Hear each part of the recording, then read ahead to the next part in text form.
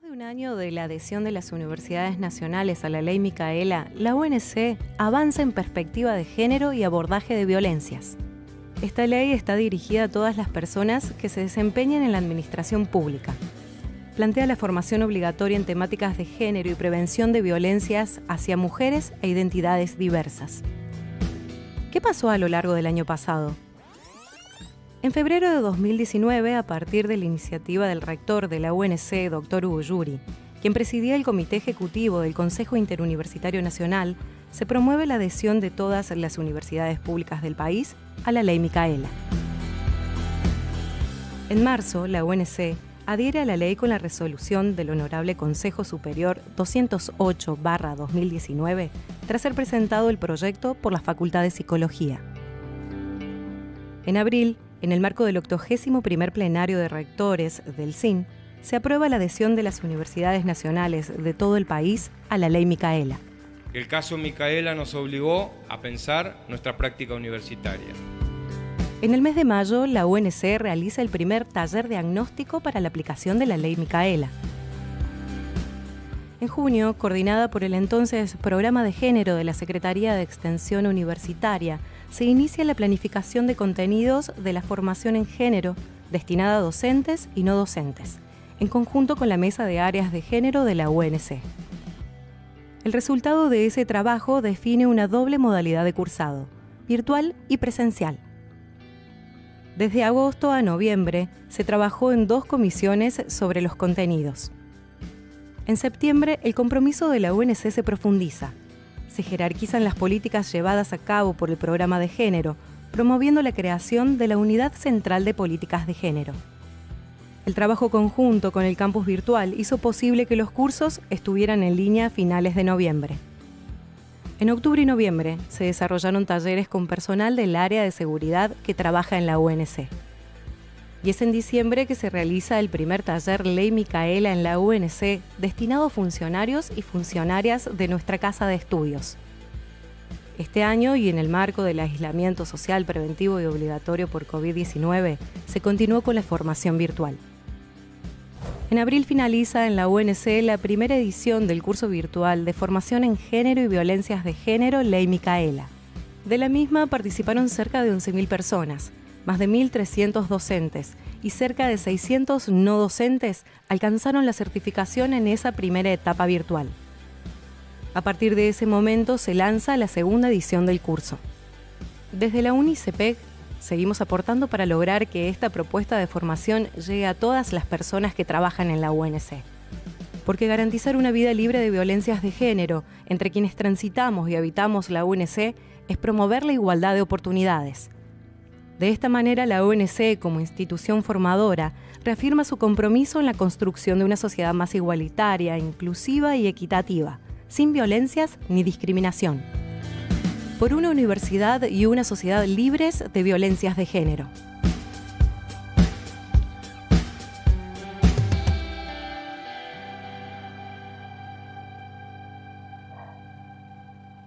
Muy buenas tardes a quienes hoy nos acompañan en este 5º encuentro del año en el marco del ciclo Ley Micaela en la Universidad Nacional de Córdoba, donde dialogaremos sobre organización social del cuidado y violencias económicas.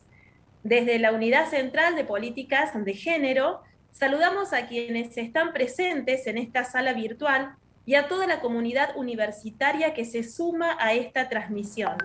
Como así también le damos la bienvenida a la audiencia que está siguiendo este evento por el canal de YouTube de la UNC.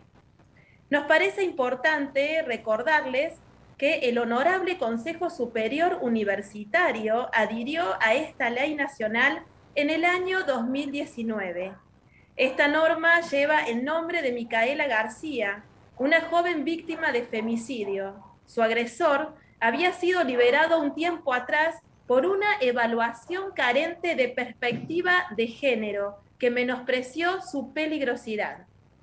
Entre los objetivos de esta ley se establece la capacitación obligatoria en temáticas de género y violencia contra las mujeres e identidades no heteronormativas para todas las personas que se desempeñen en la función pública en todos sus niveles y jerarquías, Por esta razón, la universidad se ha propuesto fundamentalmente, por un lado, establecer un programa de formación obligatoria para autoridades, personal docente, docentes en formación y no docentes, y además promover la transformación cultural, fomentando la igualdad de derechos y la erradicación de las violencias de género en el ámbito universitario.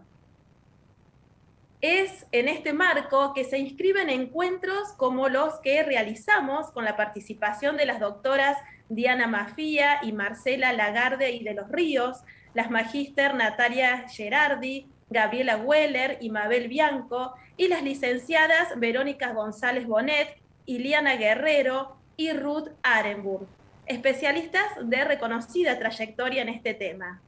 Espacios de conversatorios que proponemos para seguir aportando a la construcción de una sociedad más equitativa, igualitaria y justa. Repasábamos las diferentes actividades que se iniciaron a partir de la implementación de la Ley Micaela. A continuación, queremos invitar a la coordinadora de la Unidad Central de Políticas de Género, espacio desde el cual se lleva adelante la implementación de la Ley Micaela y se impulsan los programas de consejerías en derechos sexuales y no reproductivos, la escuela itinerante de género, el espacio de masculinidades, se coordina el espacio para estudiantes por la no violencia de género y se produce el ciclo radial y televisivo Mujeres que mueven el mundo, que actualmente pueden verse y escucharse por los medios de los SRT. Además, Analía es una de las personas responsables de coordinar el plan de acciones y herramientas para prevenir, atender y sancionar las violencias de género en el ámbito universitario. Con ustedes, la licenciada profesora Analía Barrionuevo. Bueno, muchísimas gracias, Mariana. En nombre de la Unidad Central de Políticas de Género, les damos la bienvenida a todas las personas que nos están acompañando el día de hoy.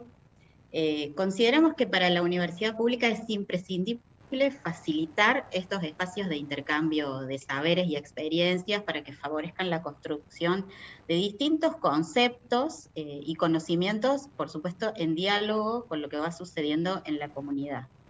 Hemos asumido, como decía Mariana, ya desde el año 2019 el compromiso de implementar la Ley Micaela en nuestra querida universidad y por eso seguimos invitando a todas las personas a que puedan realizar los cursos que están disponibles en nuestro campus virtual, tanto destinado como a docentes, no docentes, autoridades, funcionarios. También tenemos cursos para público en general, para estudiantes. Bueno, les seguimos invitando, sabemos que en este contexto es bastante complejo el tema de la virtualidad, pero les seguimos invitando a que puedan realizar estos cursos que consideramos fundamentales en cuanto a su aporte. Bueno, tenemos nosotras dentro de esta propuesta, de esta serie de conferencias y charlas como la que nos convoca el día de hoy, queremos recordarles que, bueno, tienen también otras conferencias, como mencionaba Mariana, que pueden también visitar. Queremos recordar cuáles son los requisitos para entrar en esta etapa final de formación en Ley Micaela y que tiene que ver con realizar también talleres. Así que en ese sentido queremos contarles que hacen el curso virtual, luego de eso pueden mirar una conferencia, al menos una, pero por supuesto que pueden mirar todas, y luego de eso viene la instancia de talleres. Estamos realizándolos de manera virtual, con un cupo de 50 personas, los estamos dividiendo por claustro, estamos trabajando por unidad académica, y nos parece fundamental esa instancia porque se permite una reflexión, un diálogo, un debate en pequeños grupos, donde incluso se puede problematizar a partir del rol donde cada quien se desempeña, y el objetivo fundamental es que podamos pensar de qué manera incorporar la perspectiva de género a nuestro quehacer cotidiano como trabajadoras y trabajadores de la universidad. Para realizar estos talleres, se realizó una convocatoria pública de talleristas, se presentaron muchísimas carpetas, más de 70, y quedó establecido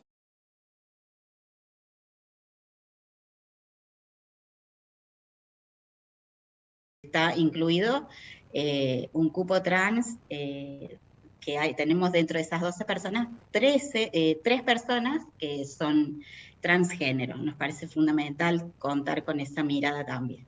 Así que estas personas profesionales son quienes en duplas pedagógicas están trabajando en articulación con la persona referente de género de cada unidad académica. Así que les pedimos que estén todas las personas atentas a esto, porque ya se han iniciado estos talleres, y en este sentido compartirles también que somos una de las primeras universidades del país en implementar esta instancia, que es la última previa a obtener su certificado final de formación. Pero bueno, queremos también hacer énfasis e hincapié que pensamos a la formación de género no simplemente como una instancia de cumplimentar con lo que dice la ley, sino como una formación, un proceso continuo que podamos permitirnos, y que esto sea considerado como un puntapié inicial y un compromiso para seguir formándonos en esta temática que es tan compleja y urgente. Así que todos estos debates y estas reflexiones tienen como objetivo, bueno, que podamos interpelarnos, reflexionar y ver de qué manera podemos aportar a transformar la estructura sociocultural que mantiene vigente las desigualdades de género. Porque, como solemos decir, queremos hacer de la vida universitaria una vida libre de violencias de género. Bueno, le damos la bienvenida a todas las personas que nos acompañan, y en especial a Corina, que es nuestra invitada del día de hoy. Gracias. Antes de presentar a nuestra invitada, queremos proponerle a la audiencia que a medida que tengan dudas y consultas, las dejen en el chat. Las integrantes del equipo de comunicación de la Unidad Central de Políticas de Género las irán apuntando para que Corina las responda una vez finalizada la conferencia.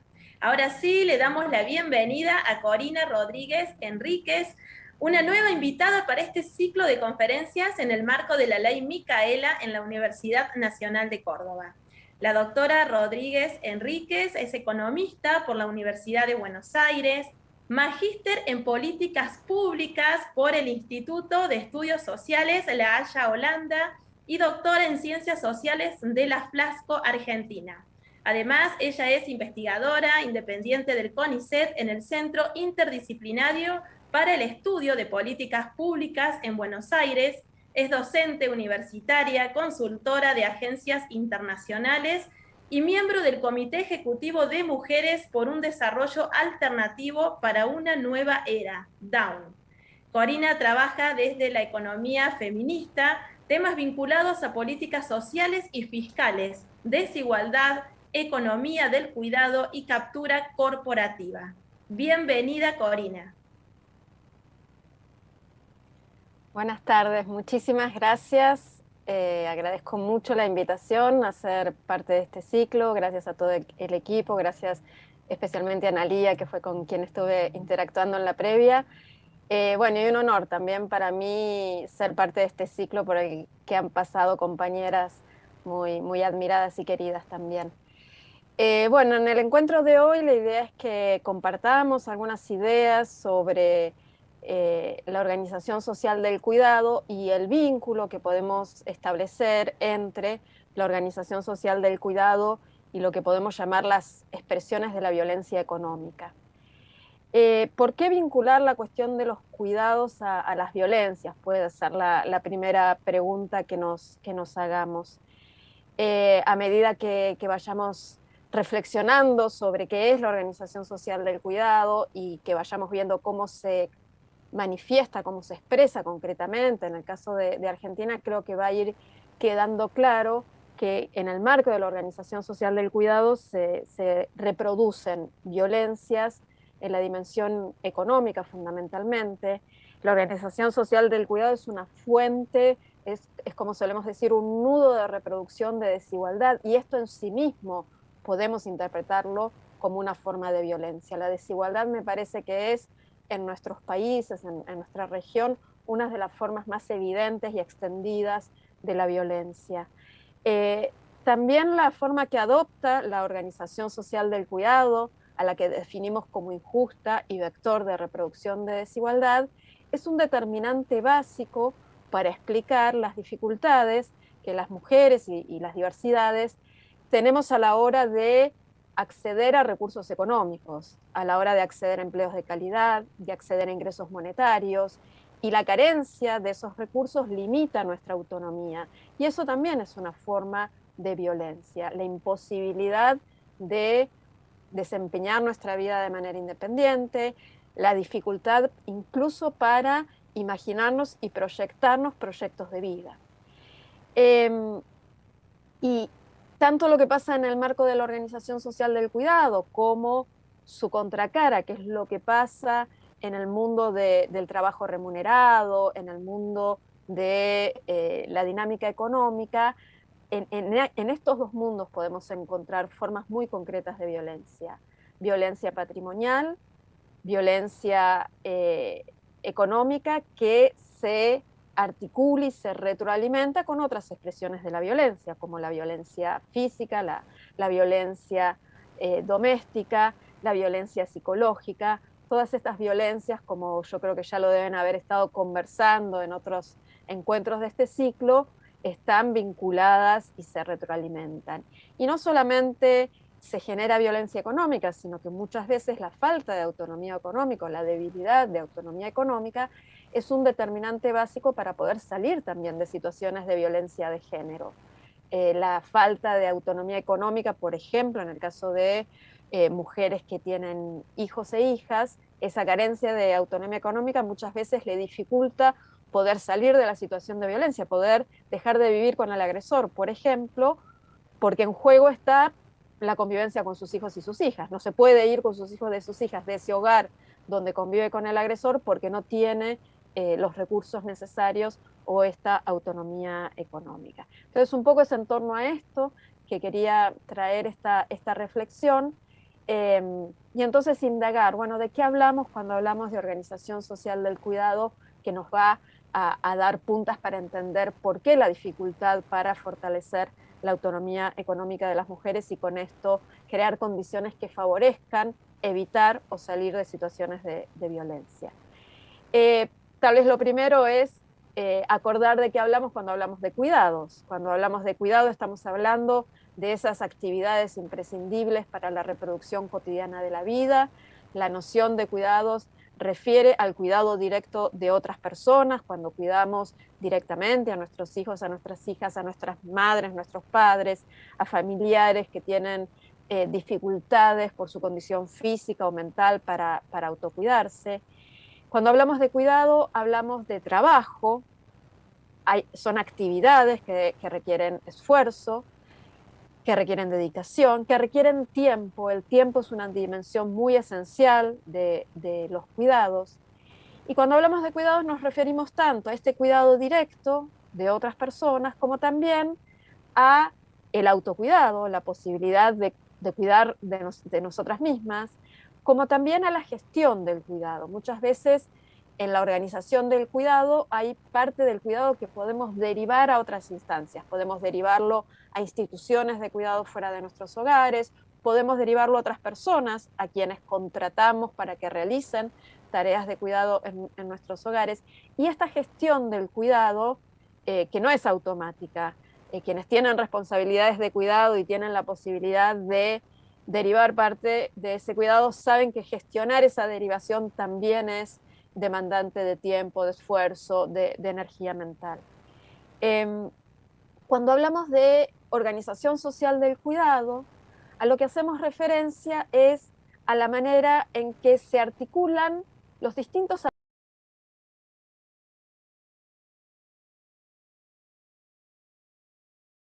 Hay una dimensión del cuidado que es bastante evidente y en la que todas las personas de alguna forma con más o menos intensidad participamos, que es el cuidado interpersonal, ¿no? Este cuidado del que hablábamos cuando cuidamos a nuestros hijos e hijas, a familiares, a personas allegadas, amigas.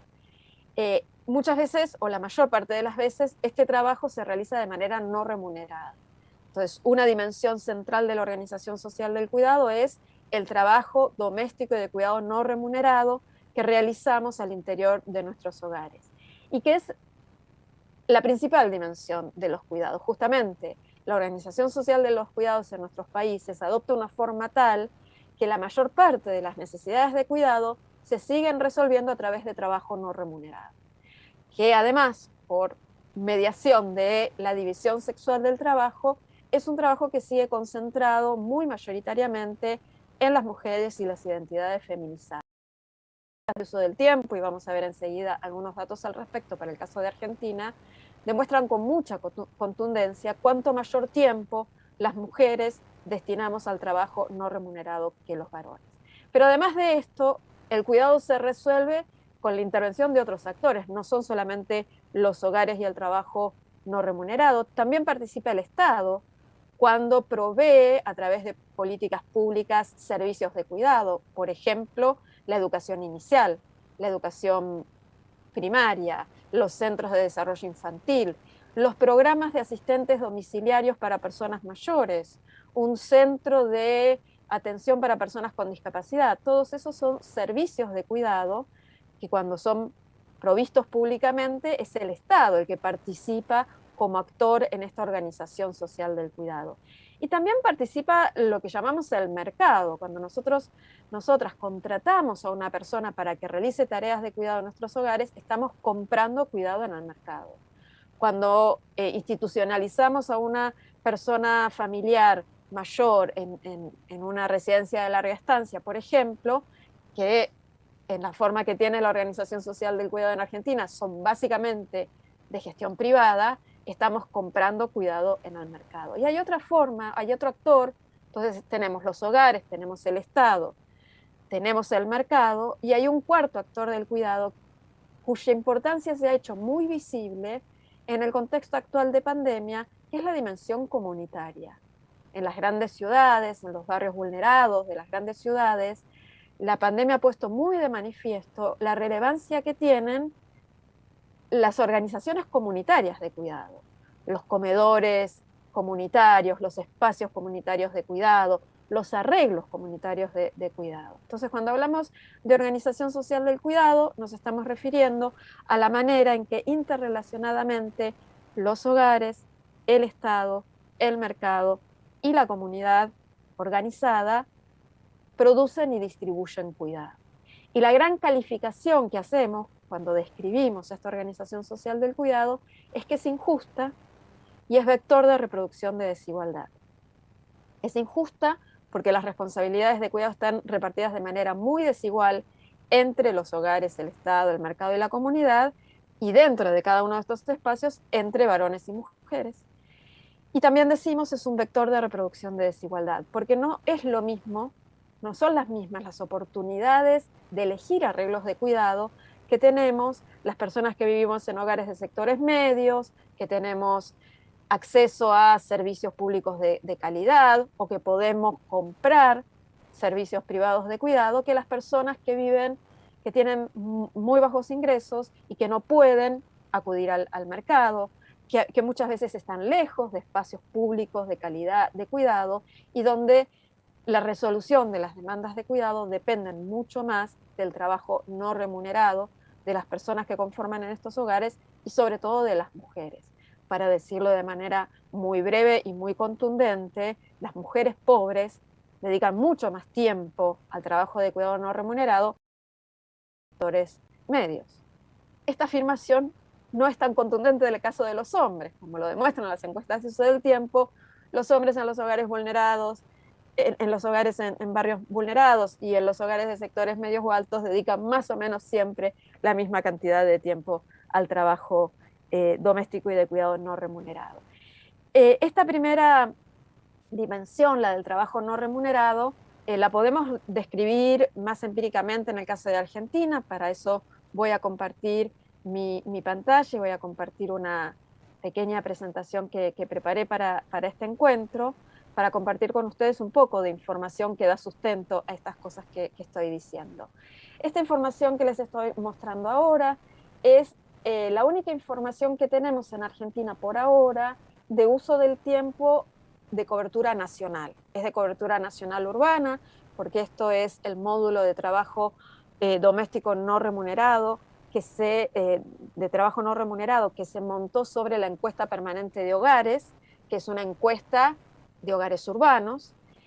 Se hizo una sola vez en el tercer trimestre del año 2013. Está en proceso una encuesta, la primera encuesta nacional de uso del tiempo.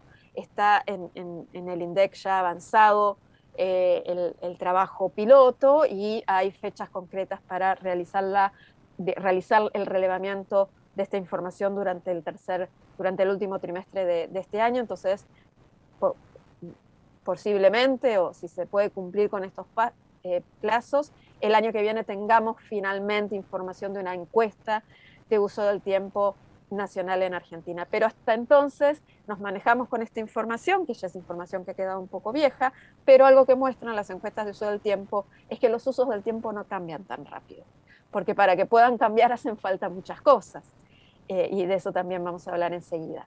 Esta es la información más básica que tenemos de uso del tiempo. En este módulo, que fue un módulo muy chiquitito, se hicieron 3 preguntas: ¿qué tiempo se dedica a quehaceres domésticos? ¿Cuánto tiempo a apoyo escolar? ¿Y cuánto tiempo al trabajo de cuidado directo de otras personas? Y la información aparece desagregada por sexo y se construyen 2 indicadores. Un indicador es el de la tasa de participación, es decir, cuántas personas, varones y mujeres, dicen que sí han realizado estas tareas en el día de ayer, que es la ventana de observación, y el tiempo promedio diario que han dedicado a esas tareas. Para no detenernos mucho en esta información, simplemente les invito a mirar la diferencia en el total de las tasas de participación. Casi el 90% de las mujeres declaran que sí hacen estas tareas, y ese porcentaje baja a menos del 60% en el caso de los hombres. Y el tiempo de dedicación diario promedio de mujeres y de varones a estas tareas es de una diferencia notable. Las mujeres dedican más de 6 horas, casi 6 horas y media en promedio, al trabajo doméstico y de cuidado no remunerado, mientras los hombres dedican la mitad. Esta información la podemos ir desagregando, y de hecho quienes tengan interés pueden buscar el informe de este módulo, y tienen allí información bastante desagregada, cuando miran qué pasa según las personas están ocupadas o no ocupadas, según si hay mayor presencia de niñas o no en los hogares, y van viendo cómo en general lo que sucede es que el tiempo de las mujeres va variando. Las mujeres ocupadas dedican un poco menos de tiempo al trabajo no remunerado que las mujeres no ocupadas.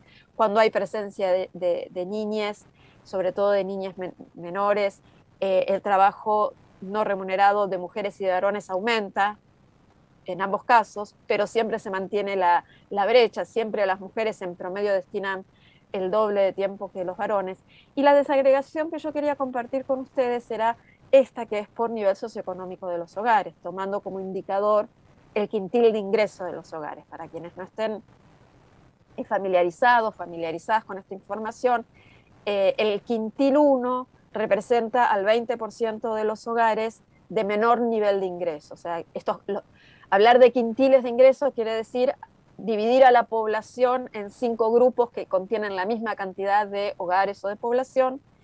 El quintil 1 representa al 20% que están en la parte más baja de esa escala, y luego vamos subiendo. El quintil 5 es el 20% de los hogares que tienen mayor nivel de ingreso. Y fíjense ustedes lo que pasa con el tiempo promedio dedicado al trabajo no remunerado en el caso de los varones y de las mujeres, según el quintil de ingreso en el que viven.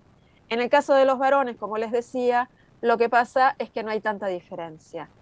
Más o menos, los varones de menores ingresos dedican un poquito más de tiempo que los varones de mayores ingresos, pero más o menos los varones de todas las clases sociales destinan alrededor de 3 horas y media al trabajo no remunerado. Y en cambio, en el caso de las mujeres sí hay diferencia. Las mujeres más pobres, las que viven en hogares que podemos ubicar en el primer quintil de ingreso en la distribución, dedican en promedio más de 8 horas diarias al trabajo doméstico y de cuidado no remunerado, mientras que las mujeres de sectores medios y altos, ubicadas en el quinto quintil de ingresos de la distribución, dedican casi la mitad de tiempo. O sea, la brecha en la dedicación a trabajo de cuidado no remunerado entre varones y mujeres es casi similar a la brecha que hay dentro de las mujeres, entre mujeres más pobres y mujeres de mayores ingresos. Por eso insisto en esta idea: la organización social del cuidado es un espacio de injusticia, pero además es un espacio de reproducción de desigualdad, donde la cuestión de género y la cuestión socioeconómico de clases se entrecruzan de una manera muy, muy contundente. Y por eso siempre decimos, quienes trabajamos en estos temas, que abordar el problema de la organización social del cuidado es esencial en cualquier agenda por la justicia. Y es esencial, como decía, si entendemos a la desigualdad como una forma de violencia, es esencial para cualquier agenda contra la violencia. Esto que pasa con el trabajo no remunerado tiene una contracara que es el acceso a servicios de cuidado. 2 laminitas solamente, laminitas, ahí se me cayó la sota de la edad, ¿no? No sé si alguien recuerda las transparencias que usábamos antes de que existiera el PowerPoint.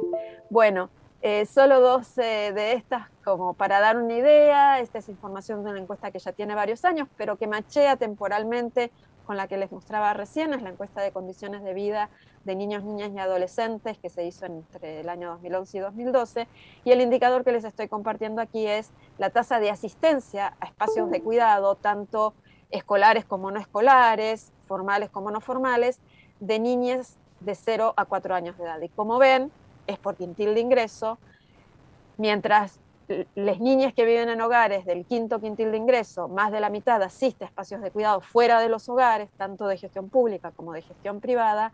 En el 20% de los hogares de menores ingresos, ese porcentaje baja al 20%. Y esta desigualdad, si graficamos los datos que veíamos antes y encajamos ese gráfico con este, nos encaja perfecto. O sea, la mayor dedicación al trabajo no remunerado se empalma justo con el menor acceso a servicios de cuidado. Y esta desigualdad socioeconómica también se verifica en la desigualdad territorial.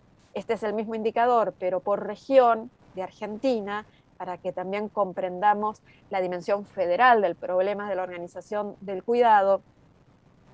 Y como vemos aquí, mientras en la ciudad de Buenos Aires más del 60% de las niñas de esta edad asisten a espacios de cuidado, este porcentaje baja menos de 20 en las 2 regiones que conforman el norte del país. Acá se mezclan cuestiones de nivel socioeconómico, cuestiones de provisión, de oferta, de servicios de cuidado, pero también cuestiones culturales, ¿no? Valoraciones tradicionales en torno al cuidado como algo que debe resolverse primordialmente en los hogares, es una valoración cultural mucho más arraigada en las provincias del norte que en la ciudad de Buenos Aires, por ejemplo. Yo les decía, podemos entender a la organización social del cuidado como un espacio de expresión de las violencias, ¿no? Una es esta, es un nudo de reproducción de desigualdad. La otra es que esta dimensión principal de la organización social del cuidado, que es el trabajo no remunerado, es absolutamente invisibilizado. Durante mucho tiempo, incluso, no se consideró que este trabajo fuera trabajo. Creo que aún hoy es posible que si nos encontramos con una persona que se dedica a tiempo completo a tareas de cuidado y le preguntamos si trabaja, que nos responda que no, ¿no? No sé, me encuentro por la calle con una compañera del colegio que hace mucho que no veo, hola, ¿cómo estás? ¿Qué estás haciendo? ¿Estás trabajando? Y tal vez puede ser que me responda, no, yo estaba trabajando, pero mi mamá se enfermó, hay que cuidarla todo el tiempo, entonces dejé de trabajar para cuidar a mi mamá. Me parece que esas expresiones todavía es posible escucharlas y hablan de la invisibilización del trabajo doméstico y de cuidados no remunerados, que llega a su grado máximo cuando directamente no se lo reconoce como trabajo. Entonces, algo que para enfrentar esto, que desde nuestro punto de vista es una forma de violencia, ¿no? Invisibilizar, desconocer, desvalorizar el trabajo que hacemos es una forma de violencia. Desde los feminismos hace tiempo que venimos luchando también contra esta forma de violencia, y una de las maneras en que intentamos visibilizar el trabajo de cuidado no remunerados es demostrando la contribución que hace a la economía. Y entonces hay unos ejercicios de estimación de cuánto es lo que el trabajo doméstico y de cuidado no remunerado contribuye a la economía. Hay algunas metodologías, si a alguien le interesa y lo señala en los comentarios, en la ronda de preguntas lo podemos detallar, explicar en más detalle, pero básicamente lo que se hace es contar cuánto tiempo las personas destinan al trabajo doméstico y de cuidado no remunerado y darle ese tiempo un valor monetario, que habitualmente lo que se hace es tomar como referencia los salarios que en el mercado laboral pagan actividades de cuidado, que es que partimos de una estimación subvalorada, porque en general los trabajos de cuidado remunerados, el trabajo en casas particulares, los trabajos de cuidado de personas en hogares residenciales, en residencias de larga estancia, son empleos mal remunerados, pero aún así las estimaciones, ahora en Argentina tenemos por primera vez una estimación de cuánto es la envergadura en términos monetarios de la contribución que hace el trabajo de cuidados no remunerado, y la estimación hecha por las compañeras de la Dirección de Economía y Género del Ministerio de Economía de la Nación está graficada aquí. Llegaron a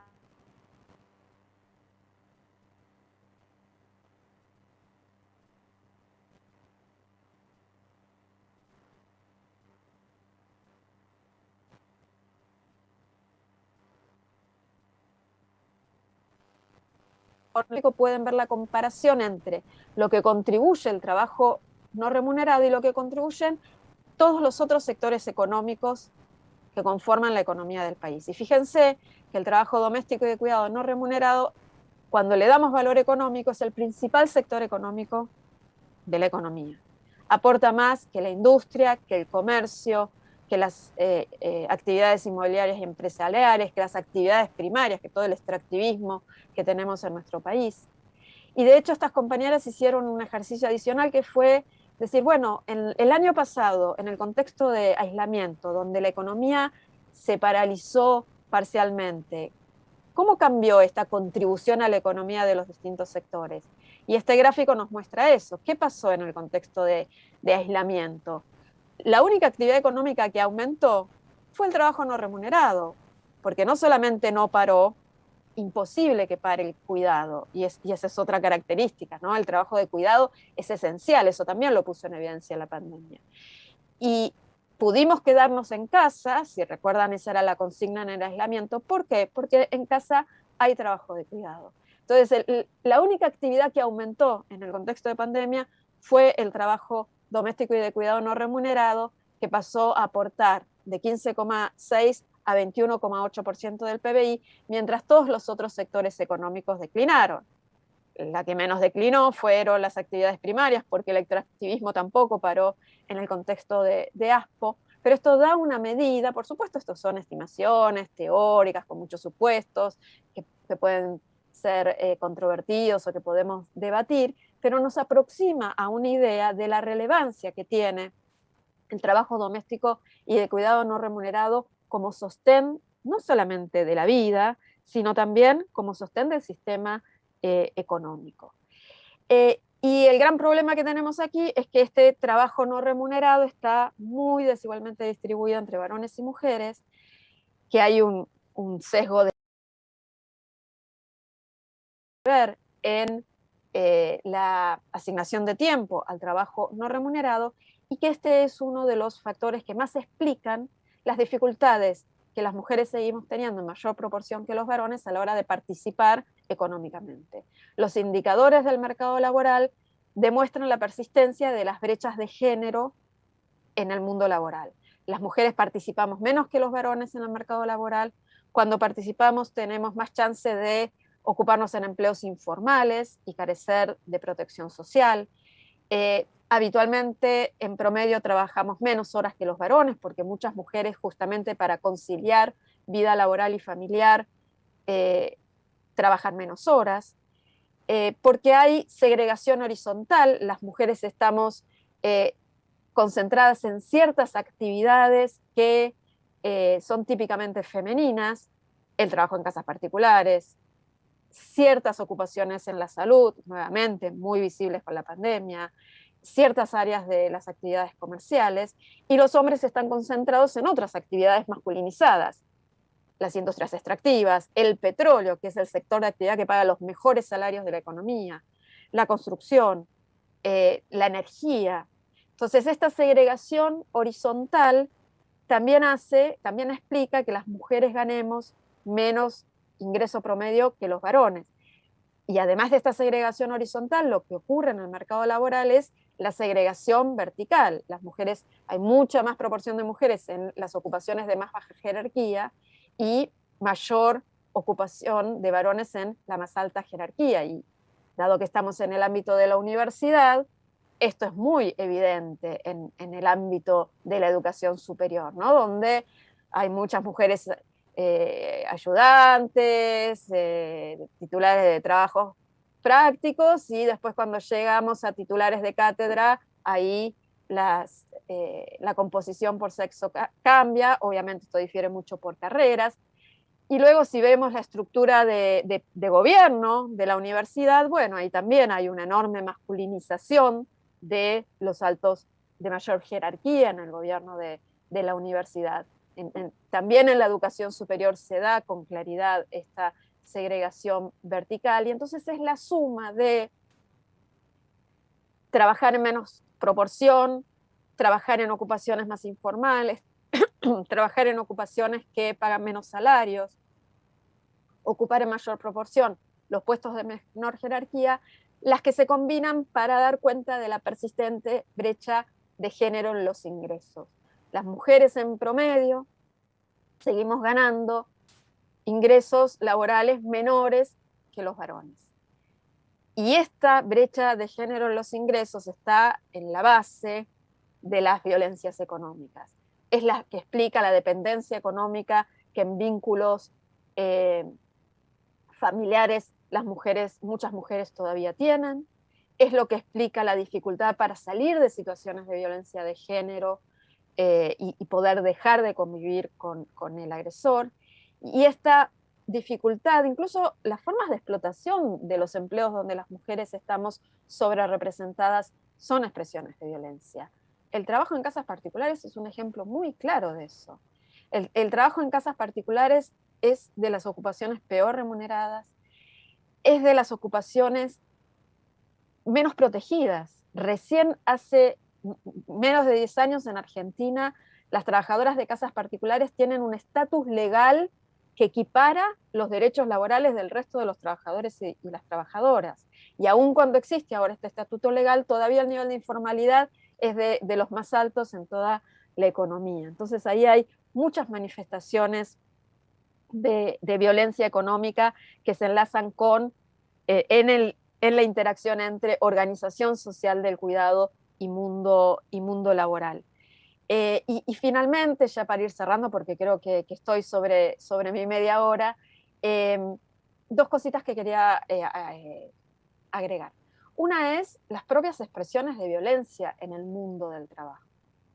Las situaciones de acoso laboral, la violencia que significa la postergación persistente de las mujeres en las carreras ocupacionales, esa violencia naturalizada e invisible de las relaciones laborales, ¿no? Los chistes sexistas, los prejuicios, esas que operan de manera silenciosa, de manera también naturalizada, invisibilizada, que lleva a que nos cueste a veces tanto a las mujeres reconocer que estamos padeciendo esa violencia en los ámbitos laborales y poder vocalizarlo, poder denunciarlo, poder exigir que esto no ocurra y que lo que ocurre tenga su reparación. La violencia en el mundo laboral también va determinando todas estas desigualdades de las que hablamos. La violencia en el mundo laboral también es la que hace que a las mujeres nos cueste mucho más progresar en nuestras trayectorias laborales, son las que explican que tengamos más rotación laboral, porque muchas veces la única forma de salir de situaciones de acoso laboral es renunciar al empleo que tenemos. Entonces me parece que este ámbito de las formaciones en la ley Micaela es un ámbito muy propicio para convocar a tomar conciencia de la violencia que ocurre en nuestros ámbitos laborales, en todos, también en los ámbitos universitarios, en todos los ámbitos donde hay relaciones de poder, ocurren estas violencias sexistas, machistas, de género, y creo que es muy importante concientizarnos sobre eso, repasar. Yo creo que si a las mujeres que estamos en esta sala, a quienes están siguiendo por YouTube, si nos ponemos a reflexionar, yo creo que casi nadie va a dejar de reconocer que alguna vez vivió una situación de violencia doméstica, laboral, callejera. Nos ha costado mucho a las mujeres reconocerlo, eso, reconocer como violencia a eso que padecimos. Entonces a mí me parece súper importante estos ámbitos para que hagamos esta reflexión, para que lo concienticemos y que no seamos cómplices tampoco de situaciones de violencia, ¿no? En el ámbito laboral muchas veces también la situación de violencia vivida por una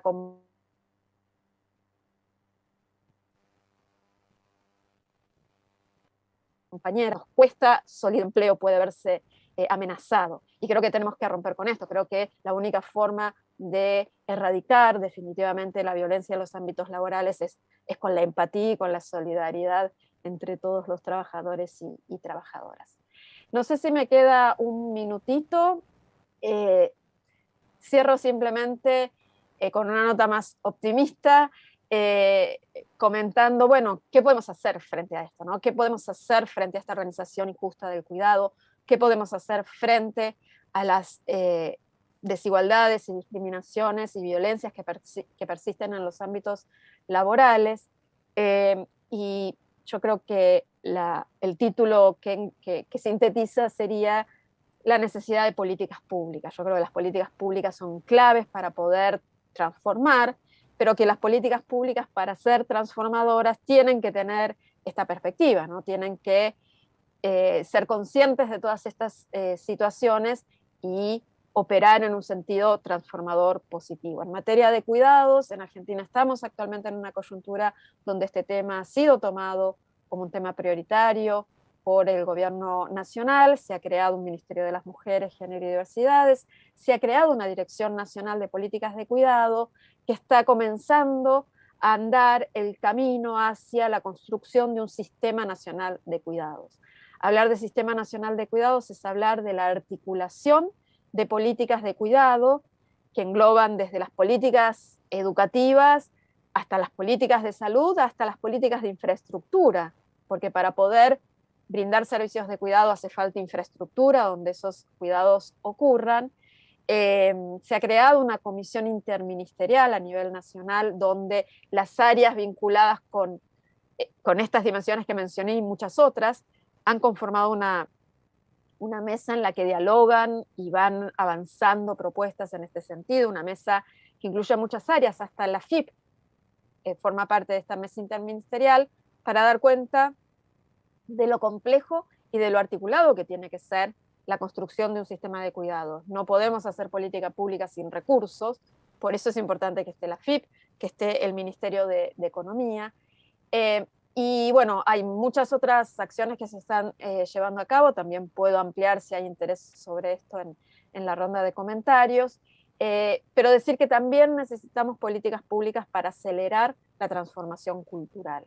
Podemos tener mayor oferta de servicios de cuidado, podemos tener distintas acciones que faciliten los arreglos de cuidado, pero si socialmente se sigue considerando que el trabajo de cuidado es una responsabilidad básicamente de las mujeres, va a costar mucho, ¿no?, que hagamos uso de esos servicios de cuidado, va a costar mucho que los hombres empiecen a dedicar más tiempo a cuidar. Entonces también las políticas de transformación cultural son necesarias, los cambios están ocurriendo, nuestra vida en relación con estos temas es muy distinta a lo que fue la vida de nuestras abuelas y de nuestros abuelos, pero es importante que aceleremos este cambio. Y para eso las políticas públicas son esenciales, y es esencial, me parece, que como sociedad asumamos esta agenda, ¿no? Que la agenda por la transformación de la organización social del cuidado, que ayude además a combatir las distintas formas de violencia, sea una demanda social y sea un compromiso de todas y todos. Muchas gracias.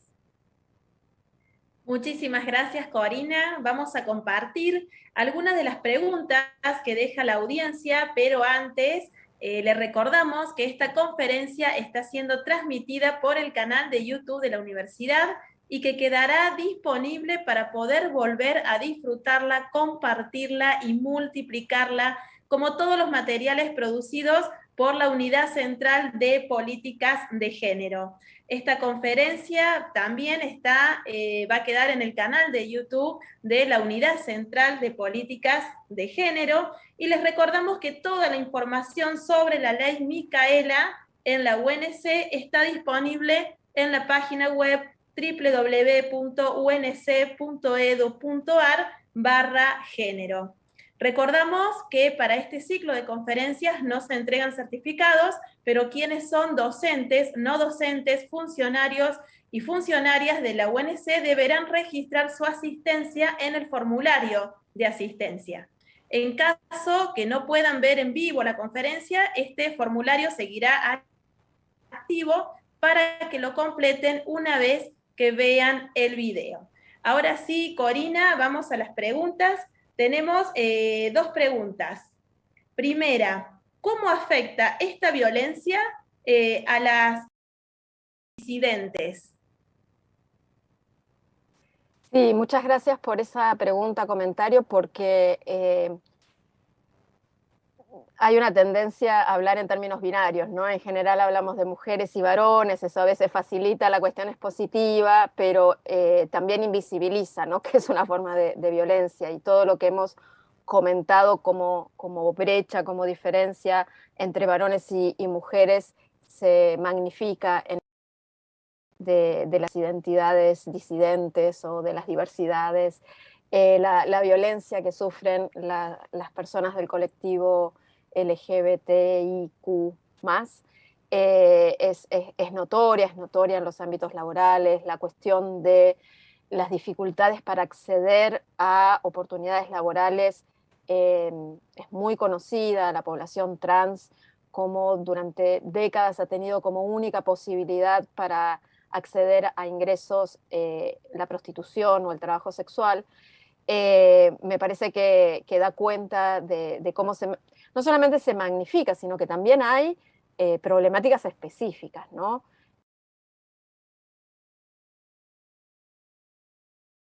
Atención a las necesidades específicas de la población LGBTQ, y que no son solamente en relación con la violencia económica, sino también con las propias necesidades de cuidado, ¿no? Las necesidades de cuidado de la población trans, por ejemplo, son específicas, y también me parece que es necesario, y creo que hay un proceso en ese sentido, de reconocimiento de las formas de cuidado de esta población, ¿no? Generar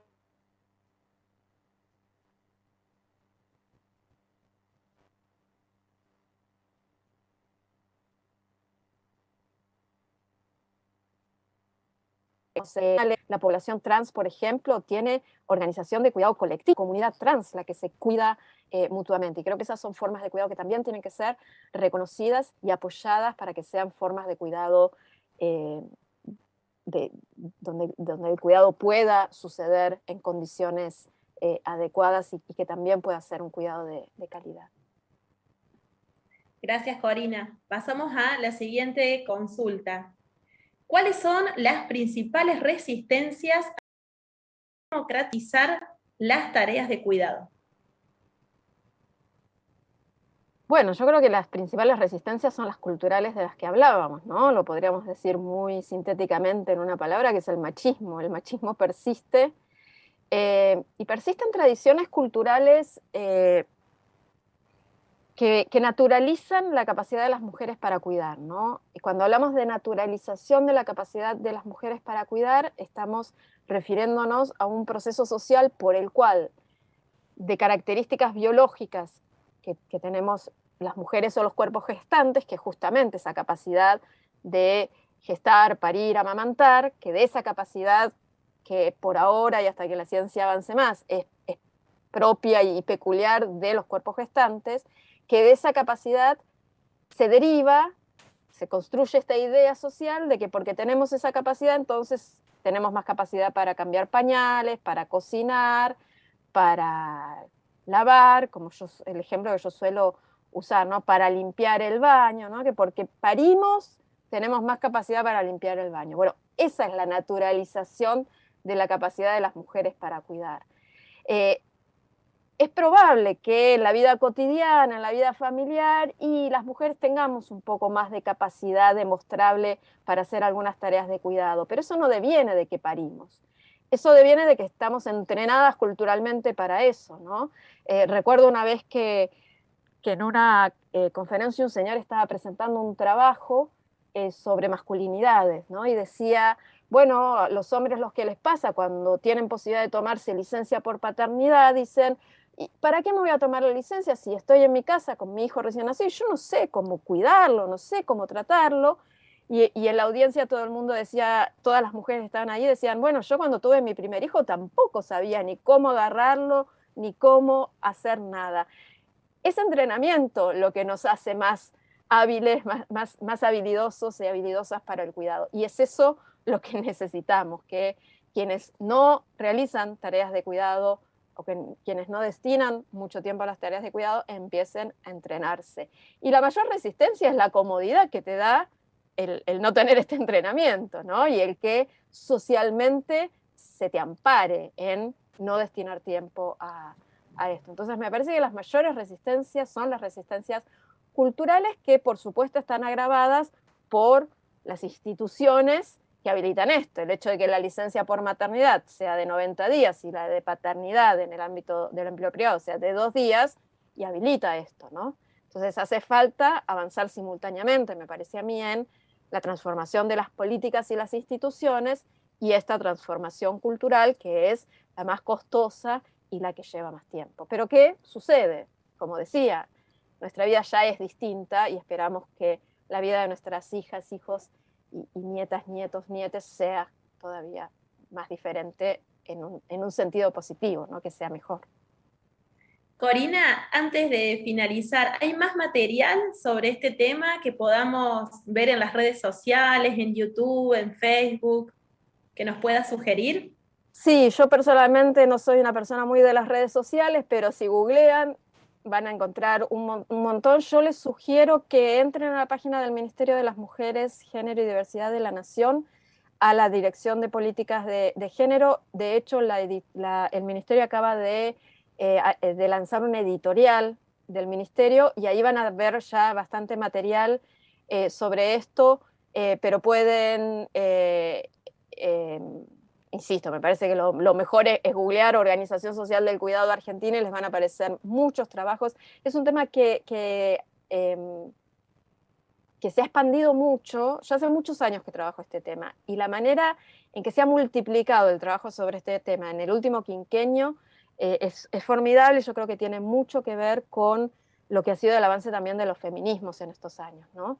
Y justamente del ni una menos a la Organización Social del Cuidado hay un vínculo tan evidente como lo estuvimos charlando hoy, que por suerte ahora hay un montón de material académico. Si entran a congresos de la Asociación de Estudiosos del Trabajo, un montón de ponencias sobre el tema. En las jornadas de economía crítica, la última se había realizado en Córdoba también. Digo, si googlean a nivel académico van a encontrar un montón de material. Y también vía política pública yo sugiero entrarle por el Ministerio de las Mujeres y por la Dirección de Economía y Género del Ministerio de Economía, que también ha producido, alguna de la información que yo les mostré fue producida en ese ministerio. Ahí también tienen bastante información sobre las brechas de género en el mundo laboral, así que sugiero.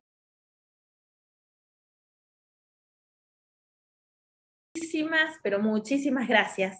Antes de irnos, queremos aprovechar también para agradecer a la Secretaría General por la cooperación brindada para esta emisión y a la tarea de la Prosecretaría de Comunicación de la Universidad Nacional de Córdoba, especialmente a quienes hoy están garantizando esta transmisión, el equipo del Centro de Producción e Investigación Audiovisual. Y también es importante mencionar que esta conferencia cuenta con interpretación de lengua de señas argentina, en el marco de las políticas que asume esta unidad con el fin de promover la accesibilidad en la información. Para ello, hoy nos acompañó a lo largo de esta actividad Janina Torres Vila. Saludamos a todas las personas que han hecho posible este encuentro, a todo el equipo de la Unidad Central de Políticas de Género, al personal jerárquico y administrativo, y a todos y todas ustedes que nos han acompañado. Nos despedimos hasta el próximo encuentro, que será en el mes de septiembre.